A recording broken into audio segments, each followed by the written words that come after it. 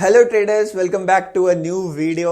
आज वापस से मार्केट में हमें बहुत बड़ी गिरावट देखने को मिली है। जिस चीज का हमें डर लग रहा था बहुत दिनों से कि कहीं ये जो डाउन ट्रेंड है वो कंटिन्यू ना कर जाए, जो एक डाउनफॉल का लेग बना है वो अगला लेग ना बन जाए, आज के दिन पे वही होता हुआ नजर आया और आज हमें मार्केट्स में एक फ्रेश ब्रेकडाउन देखने को मिला है। एक बहुत इंपॉर्टेंट समीकरण है बाजार का जो बदल रहा है, जिसको समझना बेहद जरूरी है। इस वीडियो में हम डिस्कस करेंगे आज मार्केट क्यों गिरा, उसके पीछे का फंडामेंटल और टेक्निकल रीजन, एंड समझेंगे कि आगे का आप क्या प्लान बना सकते हो, अपने पोर्टफोलियो को आप किस तरीके से एडजस्ट, मैनेज या ऐड कर सकते हैं। Let's begin the video. अगर आप ऑप्शन ट्रेडिंग करते हैं या स्टॉक मार्केट के बारे में जानना, समझना, सीखना चाहते हैं, लेटेस्ट अपडेट्स के साथ हमेशा जुड़े रहना चाहते हैं, तो चैनल सब्सक्राइब जरूर कर दीजिएगा। बढ़ते आगे। तो ये जो मैंने आपके सामने खोल रखा है, ये कुछ ऐसे मतलब दिवाली में होली नहीं खेल रहा हूं मैं, बट ये स्टॉक हीट मैप है और आपको नजर ही आ रहा होगा कि यहाँ पे हालत जो है वो एकदम खराब हो रखी है। आप नोटिस करोगे तो यहां पर जबरदस्त रेड माहौल बना हुआ है। आज के दिन पे ना, अगर आप गिने चुने 7-8 स्टॉक्स को छोड़ दो ना, बस आप गिनती से उंगली से गिन सकते हो आपको ग्रीन कंपनियां कहां नजर आ रही हैं। 1 2 3 और यहाँ पे एक छोटी सी 4 नजर आ रही है, और यहाँ कहीं पे 5 आईसीआईसीआई बैंक हो गया, और 6 यहाँ पे और 7 यहाँ पे, 7 8 9 कंपनियां यहाँ पे एक नजर आ रही है। तो कुल मिला जुला के ये यहाँ भी एक है। 10 से भी कम कंपनियां है ना जो आपको आज ग्रीन में नजर आ रही है, और बाकी सारी कंपनीज ने आज रेड में क्लोजिंग दी है। मैं यहां से क्यों स्टार्ट कर रहा हूं? मार्केट गिरा है वो हमें पता है, इसको हम एडवांस डिक्लाइन रेशियो बोलते हैं। जब मार्केट की स्थिति खराब रहती है ना, तो ज्यादा स्टॉक जो है वो गिरते हैं और बहुत ही कम बढ़ रहे होते हैं, और जब स्थिति एकदम बद से बदतर हो जाती है तब आपको ऐसा माहौल देखने को मिलता है। आज सच सच बताएगा आपका पोर्टफोलियो आज के दिन पे कितना गिरा है। अगर आप बात करो स्टॉक मार्केट की, तो यहां पर ये मेरे पास निफ्टी 50 का चार्ट है। निफ्टी 50 आज गिरा है केवल 1.2% के आसपास। 1.2% ज्यादा बड़ी गिरावट नहीं होती है, बट क्या आपका पोर्टफोलियो इतना ही गिरा है या इससे ज्यादा गिरा है? पर्सनली मेरा पोर्टफोलियो 2.5% के आसपास गिरा है, और मेरे पोर्टफोलियो मतलब मैं बहुत बढ़िया इन्वेस्टर नहीं हूं। मेरे पोर्टफोलियो में ट्रेडर ठीक ठाक हूं, लेकिन इन्वेस्टर मुझे इन्वेस्टिंग में ऐसे एज सच मैंने स्टॉक पिक नहीं किए। तो मेरे पोर्टफोलियो में 150 से ज्यादा स्टॉक पड़े। आप सोच रहे हो, मतलब जहां बढ़िया लगा वहीं पैसे डाल दिए। उसके बावजूद, इतने स्टॉक होने के बावजूद भी ना, केवल 2-3 स्टॉक थे जो थोड़ा ग्रीन में नजर आए थे, बाकी सब लाल में थे। और कुल मिला जुला के आज लंबा कट लगा है पोर्टफोलियो में। आप लोग का क्या हालचाल है, आप बताइएगा। सबसे पहले बात करते हैं फंडामेंटल रीजंस में कि गिरावट क्यों आ रही है, इसको समझने की कोशिश करते हैं। उसके बाद हम समझेंगे कि टेक्निकलिटीज कहां कहां पे चीजें बिगड़ रही हैं। यहां पे मैंने आपके सामने डाउ जोन्स का फ्यूचर चार्ट ओपन कर रखा है, और डाउ जोन्स में भी गिरावट आ रही है। तो जो हम मार्केट में लास्ट के टाइम पे ना 3 बजे के आसपास शार्प फॉल स्टार्ट हो गया था, उसके पीछे अमेरिकन मार्केट भी जिम्मेदार था। अब अमेरिका गिरना शुरू हो रहा है। इसका आप डेली चार्ट एक बार आप देखो, ये लगभग ऑल टाइम हाई के आसपास से यहां पर हमें गिरावट देखने को मिली है। तो ये जो अमेरिका की गिरावट है, ये क्या कह रही है? अब तक हम जो गिर रहे थे, उस गिरने के पीछे की 2-3 बड़ी वजह थे। पहली जो सबसे बड़ी वजह हम मान के चल रहे थे वो था चाइना। चाइना के कारण हमें गिरावट झेलनी पड़ रही थी, क्योंकि हमारे यहां से पैसा निकल के चाइना में जा रहा था। ये दिक्कत अभी भी हमारे लिए है, ये कोई नई बात नहीं है। लेकिन जब हम गिर रहे थे ना, तो अमेरिका में नया ऑल टाइम हाई लग रहा था। यानी कहीं ना कहीं हम ये मान के चल रहे थे कि यार ग्लोबल मार्केट तो ठीक है, वहां पे कोई दिक्कत नहीं है, हम पर्सनली अपनी वजहों से गिर रहे हैं, ग्लोबल मार्केट हमें सपोर्ट करेगा और हम वापस ऊपर उठ जाएंगे। बट अगर ये ग्लोबल मार्केट भी गिरना स्टार्ट हो गया ना, तो चीजें बहुत डिफिकल्ट हो जाने वाली हैं। हमारे लिए बहुत ज्यादा डिफिकल्ट हो जाने वाली है, क्योंकि हम ऑलरेडी गिरे पड़े हैं। तो अगर यहां से अमेरिका वाली गिरावट स्टार्ट होती है, तो 5-10% और फिसलने में ना हमें ज्यादा वक्त नहीं लगेगा। चार्ट पे चल के बात करेंगे कहां तक फिसल सकते हैं हम। अभी मैं आपको बताता हूं कि अमेरिका क्यों गिर रहा है। आखिर अमेरिका गिर रहा है तो क्यों गिर रहा है, उसके लिए आपको एक इंटरेस्टिंग सिनेरियो समझना पड़ेगा। ये मेरे सामने यूएस के बॉन्ड यील्ड्स का चार्ट है। जो पुराने सब्सक्राइबर होंगे, जो इसके बारे में थोड़ा समझ रखते हैं, उनको पता होगा कि इसका डिस्कशन हम तब किया करते थे जब यूएस में रेट कट होने की संभावनाएं बढ़ रही थी, रेट कट स्टार्ट नहीं हुआ था। पिछले बार जो फेड की बैठक हुई थी, उसमें 0.5% का रेट कट कर दिया गया, लेकिन उसके बावजूद ये बॉन्ड यील्ड्स अमेरिका की क्यों बढ़ रही हैं? अब मैं आपको बताता हूं बॉन्ड यील्ड्स बढ़ती क्यों है। जब भी यहां पर जो इंटरेस्ट रेट होता है वो घटता है, अगर इंटरेस्ट रेट जो है वो कम हो रहा है, तो यहां पे जो बॉन्ड यील्ड्स हैं, जो बॉन्ड की यील्ड्स है, वो भी यहां पे कम होने लगती है। बट अगर जो इंटरेस्ट रेट है वो अनचेंज रहता है या इंटरेस्ट रेट बढ़ता है किसी भी कंट्री का सेंट्रल बैंक का, तो जो यहाँ पे बॉन्ड के यील्ड्स हैं वो बढ़ने लगते हैं। तो बॉन्ड एक अलग टाइप ऑफ इन्वेस्टमेंट, मतलब एक ऑल्टरनेट इन्वेस्टमेंट एसेट होता है। अगर इक्विटी में पैसा नहीं आ रहा तो वो पैसा बॉन्ड में जा रहा है, और अगर बॉन्ड यील्ड्स बढ़ेंगी, बॉन्ड यील्ड्स मतलब आप बॉन्ड खरीदो ना तो आपको 4% का प्रॉफिट मिलना है, उसको हम बॉन्ड यील्ड्स कहते हैं। तो अगर बॉन्ड यील्ड्स बढ़ रही हैं तो आप पैसा इक्विटी मार्केट में क्यों लगाओगे, आप पैसा वहां लगाओगे ना। तो बॉन्ड यील्ड्स का बढ़ना स्टॉक मार्केट के लिए कभी भी पॉजिटिव नहीं होता है। बॉन्ड यील्ड्स क्यों बढ़ रही हैं? क्योंकि हाल फिलहाल में अमेरिका में 2-3 डेटा है जिससे अमेरिका चिंतित है। उसे लग रहा है कि रेट कट करने में हम कहीं जल्दी तो नहीं कर रहे हैं, कहीं हमने बहुत हड़बड़ी में आके रेट कट तो स्टार्ट नहीं कर दिया। और लगभग 50% लोग हैं, देखो ये था 90% के आसपास, 90% लोगों को लग रहा था कि अगली बार जो फेड की बैठक होगी उसमें भी रेट कट होगा। अब केवल 50% लोगों को लगता है कि ये रेट कट होगा। तो जो रेट कट होने की संभावनाएं घट गई है ना, उसके कारण ये बॉन्ड यील्ड्स बढ़ा और उसके कारण अमेरिकन मार्केट में आपको गिरावट देखने को मिल रही है। कल के दिन अमेरिकन मार्केट को एनवीडिया ने संभाल लिया था, आज कौन संभालेगा पता नहीं। अगर आज अमेरिकन मार्केट 1-1.5% और लुढ़क जाए ना तो कल हम फिर से गैप डाउन खुल जाएंगे और हमारे लिए सिचुएशन खराब हो जाएगी। तो ये जो नया अपडेट आ रहा है वो सीधे अमेरिका से आ रहा है और अमेरिका हमारे लिए काफी ज्यादा जरूरी है। आई थिंक आप ये समझ रहे होगे। ये तो बात हो गई ग्लोबल मार्केट्स की, लेकिन क्या हमारे लिए सारी चीजें ठीक हैं? हमारे लिए भी एक चीज है जो गड़बड़ा रही है, जिसको थोड़ी सी समझने की कोशिश करते हैं। आपको ये दोनों चार्ट थोड़े छोटे छोटे दिख रहे होंगे, लेकिन मैं चाहता हूं आप यहाँ पे गौर करें। ये है मेरे पास मिड कैप का चार्ट जिसमें 2 दिन के अंदर लगभग 5.5% की गिरावट है, और ये है मेरे पास मिड कैप का चार्ट जिसमें 2-3 दिन के अंदर आज के दिन पे ही 3.65%, तो आप लगभग मान लो 6-7-8% की गिरावट यहां भी है। यानी मिड कैप और स्मॉल कैप गिरना शुरू हुआ है। लार्ज कैप गिर रहा था लेकिन मिड कैप नहीं गिर रहा था, अब मिड कैप और स्मॉल कैप भी गिरना स्टार्ट हो चुका है। सबसे बड़ी समस्या यह है कि क्या रिटेलर्स पैनिक कर रहे हैं, क्या लोग अपनी एसआईपी बंद कर रहे हैं, क्या लोग म्यूचुअल फंड का पे आउट ले रहे हैं। अगर रिटेलर्स पैनिक करने लगते हैं ना तो जो हमारी सबसे मजबूत शक्ति है वो डीआईआईज हैं और उनके फंड्स खत्म होने शुरू हो जाएंगे। अगर इनके फंड्स खत्म हो गए तो एफआईआई जबरदस्त माल बेच रहे हैं, जबरदस्त बेच रहे हैं, उन्हें कोई रोक ही नहीं रहा है। आज के दिन भी आप देखना एक बड़ा नंबर उनका आपको दिखेगा, तो एफआईआई इसको कोई रोकने वाला नहीं रहेगा। तो जो हमारी सेलिंग है ना वो और ज्यादा फास्ट हो जाएगी। तो ये आप लोगों से सवाल पूछता हूं कि क्या आप लोग डर रहे हो, मुझे जवाब दीजिए। क्या आप लोग डर रहे हो? मेरा खुद का जो पोर्टफोलियो ना वो बहुत बड़ा नहीं है, मेरे पास पैसे पड़े हैं कैश में, मैं तो और इन्वेस्ट करना चाह रहा हूं, तो मैं चाह रहा हूं मार्केट गिर जाए। लेकिन जिसने सच में एक अच्छी खासी मोटी कमाई मार्केट में लगा रखी है वो आपको सही एक सेंटिमेंट बता पाएगा कि वो डर रहा है कि नहीं डर रहा। अगर ये डरने वाली बात सही हुई तो ये मिड कैप और स्मॉल कैप की जो सेलिंग है ना वो लार्ज कैप से भी आगे निकल जाएगी। आपको ये और भी गिरते हुए दिखेंगे और फास्ट गिरते हुए दिखेंगे। इसमें स्लो बोल के कोई चीज नहीं होता। एक इंटरेस्टिंग रिपोर्ट मैंने पढ़ी थी कि मिड कैप में चीजें स्लो क्यों नहीं होती, मिड कैप और स्मॉल कैप में चीजें धीरे धीरे क्यों नहीं होती, क्यों इतनी जल्दीबाजी है, क्यों बढ़ रहे थे इतना ऊपर बढ़ रहे थे। इसकी सबसे बड़ी जो दिक्कत है दोनों इंडेक्स की वो लिक्विडिटी है। ये जो स्टॉक्स रहते हैं ना ये बहुत ही कम लिक्विड रहते हैं। लार्ज कैप्स की तरह इनके अंदर दबा के ट्रेड्स नहीं हो रहे थे, वॉल्यूम और ऑर्डर्स नहीं रहते, बहुत ही कम ट्रेड रहते हैं। और लिक्विडिटी कम होने के कारण अगर आपको बेचना है ना तो आप पैनिक में बेचोगे। तो आप मान लो अगर लिक्विडिटी रहती, आपका माल 390 पे बिक जाता, लिक्विडिटी नहीं है ना तो आप 385 पे भी उसे बेचने के लिए तैयार हो, बस आप उसे बेचना चाहते हो कि यार मेरा तो निकल जाए कम से कम। तो उसके चक्कर में एक प्रीमियम डिफरेंस क्रिएट हो जाता है जिससे चीजें बहुत क्विकली होती हैं। तो ये गिरावट भी बहुत क्विक हो सकती है। अगर जो मैं कह रहा हूं कि पैनिक है ये बात सही है तो ये गिरावट भी आपको बहुत क्विक होती हुई नजर आएगी। तो ये हमारे पास फंडामेंटल वजह थी। अब फटाफट समझ लेते हैं ना कि आखिर निफ्टी 50 कहां जाना चाह रहा है। ये जो ब्रेकडाउन हुआ है नेक्स्ट टारगेट्स डाउन साइड के लिए क्या है मैं डार्क कर लेता हूं, यहां पे आपको क्लियरली नजर आएगा। तो देखिए अभी हम ना एक डिसेंट से अप ट्रेंड में ऊपर की तरफ बढ़ रहे थे और हमारे पास जो बॉटम लगा था वो इस जगह के आसपास लगा था। तो काइंड ऑफ इस बॉटम का ब्रेकडाउन हमने दे दिया है। यहां पर एक ग्रीन कैंडल बनी थी, बायर्स ने आने की कोशिश करी बट वो फेल रहे और मार्केट ब्रेकडाउन करके नीचे आ चुका है।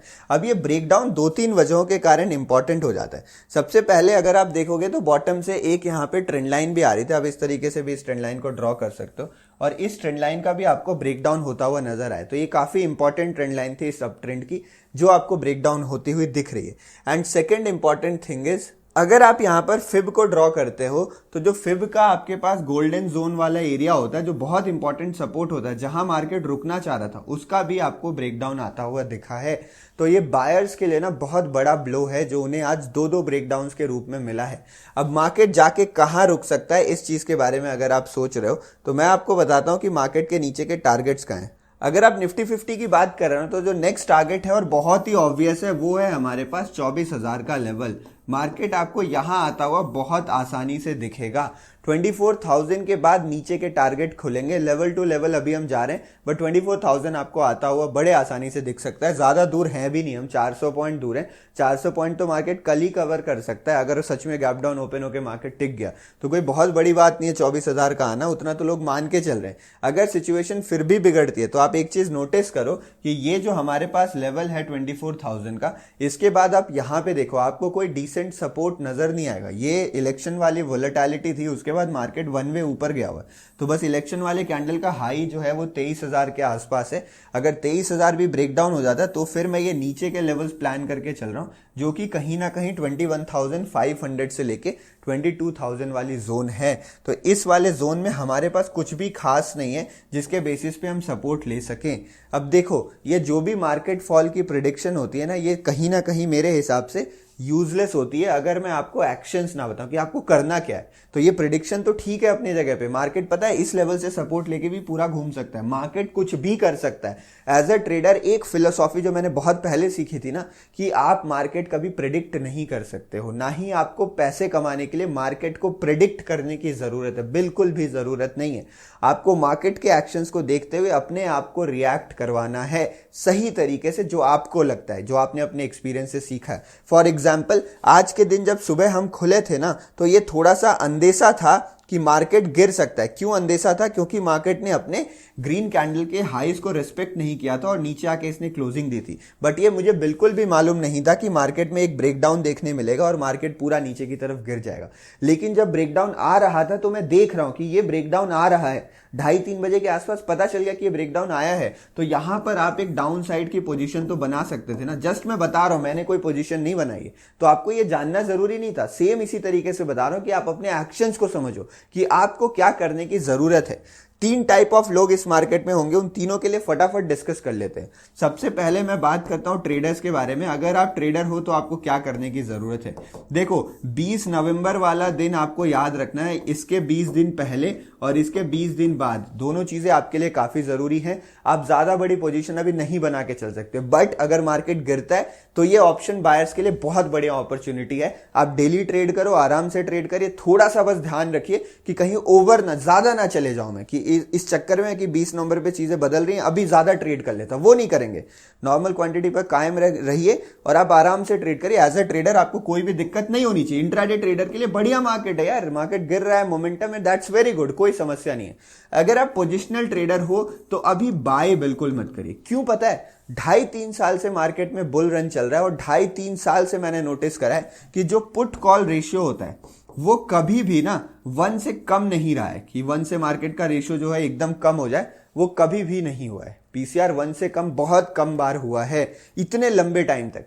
ये जो पीसीआर 1 से कम है वो आपको क्या बता रहे हैं कि जो बड़े प्लेयर्स है ना, वो यहां पर पुट सेल करने से डर रहे हैं, उन्हें पुट सेल करने में कॉन्फिडेंस आ ही नहीं रहा। मतलब वो मान के बैठे हैं कि यार मार्केट कभी भी फट से नीचे गिर सकता है, या आप यूं कहो कि उनको कॉल सेल करने में डर ही नहीं लग रहा। कॉल सेल करने में बहुत तगड़ा कॉन्फिडेंट है कि मार्केट ऊपर जाएगा नहीं। तो अगर आप पोजिशनल ट्रेडर हो, शॉर्ट कर सकते हो, फ्यूचर सेल कर सकते हैं, या कोई स्ट्रैटेजी बना लो आप नीचे वाली पुट स्प्रेड या फिर नीचे वाले स्प्रेड्स की, तो वो आप कर लो यहां पे। बट आपको बाय करने की कोई जल्दीबाजी नहीं, अभी बाय करने के लिए आराम से आपको लेवल्स मिलेंगे, आप वो कर सकते हो। तो ये ट्रेडर्स के लिए था। अब अगर आप इन्वेस्टर हो तो आपको क्या करना चाहिए।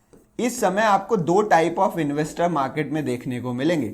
एक इन्वेस्टर वो होगा जिसने दबा के अपना पैसा इन्वेस्ट किया है और जिसने लगभग इस पूरी रैली को यूज किया है। तो देखो, इसमें जिन्होंने प्रॉपर इन्वेस्टमेंट कर रखा है उनके बारे में बात करते हैं, जिनका पैसा मार्केट में लगा हुआ है। उसमें कुछ लोग होंगे जिन्होंने बॉटम पे इन्वेस्ट किया होगा, मतलब वो एक अच्छे खासे प्रॉफिट पे बैठे हैं। अगर आप अच्छे खासे प्रॉफिट पे बैठे हो और आप थोड़ा सा मार्केट में एक्सपीरियंस रखते हो कि यार मार्केट गिरेगा ना तो मैं सही जगह पकड़ लूंगा मार्केट को, मैं दोबारा पैसे लगा दूंगा, अगर आप उस वाले मेंटालिटी के साथ रहते हो तो आपको यहाँ पे अपने खराब स्टॉक्स बेच देने चाहिए। जो आपके खराब स्टॉक है, जो फंडामेंटली आपको सही नहीं रहते। मैं आपसे रिक्वेस्ट करूंगा एक बार जाएं और अपने मिड कैप और स्मॉल कैप स्टॉक्स की लिस्ट को रिव्यू करें कि कहीं मेरे पास ऐसी कोई खराब कंपनी तो नहीं है जो बेहिसाब बढ़ रही थी तो मुझे मजा आ रहा था, अब दिक्कत बढ़ा सकती है वो मेरे लिए। तो मिड कैप स्मॉल कैप्स को रिव्यू करें। बाकी आप बेकार कंपनियों को निकाल सकते हो क्योंकि आप ऑलरेडी बहुत अच्छे प्रॉफिट में हो, तो आपके लिए कोई टेंशन की बात नहीं है। आप ग्रीड में मत पड़ो।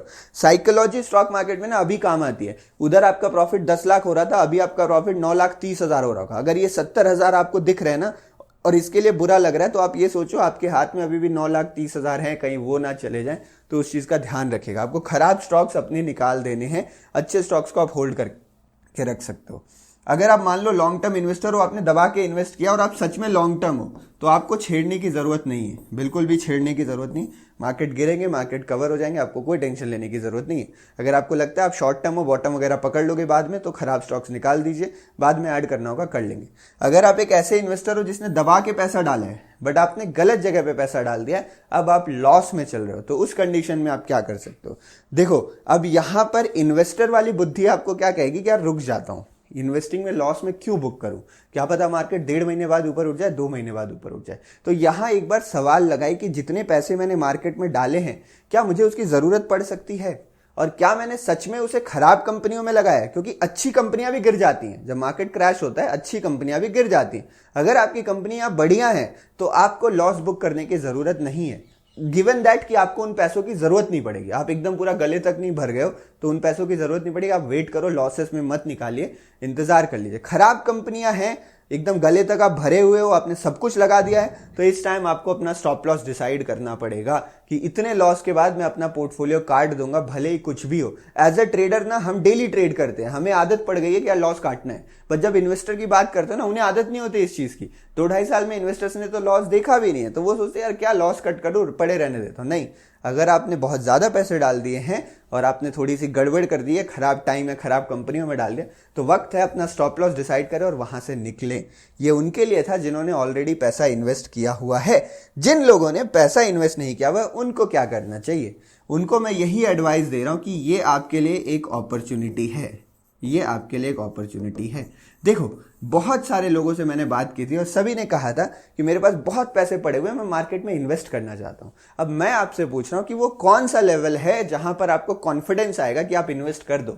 कौन सा लेवल है वो? आप चार्ट देख के बता दो, आप कोई फंडामेंटल देख के बता दीजिए। तो जवाब ये है कि आप बॉटम नहीं पकड़ पाओगे, कोई नहीं पकड़ पाता है, ना ही आप पकड़ पाओगे। वो कोई इंसिडेंस हो सकता है भले ही। तो सारा पैसा एक साथ लगाने की उम्मीद में ना बैठे, सारा पैसा एक साथ बॉटम पे लगाने की उम्मीद में ना बैठे। आप अपने हिसाब से अपने कैपिटल को डिवाइड करें। मान लो अगर आपने अपने कैपिटल को 6 पार्ट में डिवाइड करा, तो आप ये मान के चलिए कि हर 2-2% या हर 2.5-2.5% पे या हर 3-3% पे, अपने रिस्क के हिसाब से। आप इसको 5% भी कर सकते हो। अगर आप बहुत ज्यादा रिस्की हो, आप रिस्क ले सकते हो, आप 2-2% पे अपना एक हिस्सा डालते जाएं। अगर आप कम रिस्क ले सकते हो, हर 5-5% पे आप अपना एक हिस्सा डालते जाएं। अब ये काम आप 2 तरीके से कर सकते हो। आप चाहो तो अपने म्यूचुअल फंड में डाल दो, आप चाहो तो इंडेक्स के ईटीएफ में डाल दो। आप ईटीएफ बेस्ट ऑप्शन होता है, अगर आप म्यूचुअल फंड करने सोच रहे हो तो ईटीएफ भी देख लीजिएगा। नहीं तो अगर आप स्टॉक स्पेसिफिक जाना चाह रहे हो तो आपको मेहनत करनी पड़ेगी, क्योंकि आप निफ्टी के लेवल्स को देख के स्टॉक्स में इन्वेस्ट नहीं कर सकते। तो जो आपने निफ्टी के लिए प्लान बनाए वही अपने स्टॉक्स के लिए बनाए। मान लो मुझे रिलायंस में पैसे डालने हैं, तो हर 5% के गिरावट पे मैं अपना 1/4, 1/5, 1/6 हिस्सा रिलायंस में डाल दूंगा। स्टॉक स्पेसिफिक में ज्यादा मेहनत करनी है। ओवरऑल मार्केट में आप ईटीएफ और म्यूचुअल फंड या इंडेक्स फंड्स को आप कंसिडर कर सकते हो, वो आपकी मर्जी। तो ये है हमारे पास तरीका। पूरा पैसा एक साथ मत लगाएगा। अगर आपको भगवान आके बता दे कि ये बॉटम है तो लगा दीजिएगा, नहीं तो मत लगाएगा। मान लो आपने आपके पास यहाँ पे 1 लाख रुपए आपको लगाने थे, 1 लाख में आपने केवल 20,000 लगाया और मार्केट वापस से ऊपर बढ़ गया, कोई बात नहीं, कुछ पैसा तो मार्केट में लग गया ना, बाकी तो हमारे पास ही पड़ा है ना। एफडी कर दीजिए, उसका 4-5% वहां से भी मिलेगा आपको। क्या पता मार्केट साइडवेज होने वाला हो, क्या पता 1 साल तक 4% भी ना दे स्टॉक मार्केट, कुछ मालूम नहीं है ना। तो बाद में भी पैसे आप लगा सकते हो। ऐसा नहीं है कि आप ऑल टाइम हाई के ऊपर पैसे नहीं लगा सकते, पिरामिडिंग भी की जा सकती है। तो इसलिए हम धीरे धीरे चलेंगे। This was the complete analysis video. मैं भी बहुत ज्यादा थक गया हूं, बट आई होप आपको समझ में आ गया होगा कि मैं क्या कहना चाह रहा हूं। ठीक है, अगर कोई भी डाउट है तो कमेंट सेक्शन में पूछ लीजिएगा, मैं कोशिश करूंगा कि आपका जवाब दे दूं। बाकी जनता जो है ना एफटीएस की, वो भी बहुत समझदार है, आपको कमेंट सेक्शन में जवाब अपने आप ही मिल जाएगा। चलिए, इस वीडियो में इतना ही, बाकी कल मिलते हैं